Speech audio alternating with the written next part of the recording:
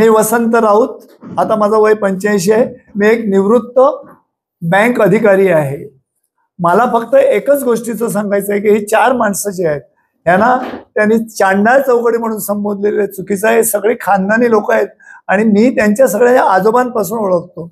एक गोष्ट महत्वाची म्हणजे याला भूमाफिया हे म्हटलं जातं. कोणाला? उपेशला. हे चुकीचं आहे. त्यांनी कोणाच्या डोक्यावर बंदूक ठेवून कधी फोर्सिबली जमीन घेतलेली आहे का? अशी माणसं पण आहेत इकडे. तशी त्याच्यावर काही केस झालेली आहे का? त्याची काही धिंड निघालेली आहे का? उलट त्यांनी आमचा तो जो 100/1 मध्ये त्यांनी जे सांगितलं एक कौटुंबिक, माझे आजोबा मुकुंद जीवन राऊत ते निम्म्या हिस्सेला होते. ह्यांनी सगळं जे सांगितलेलं आहे ते पुन्हा रिपीट करत नाही.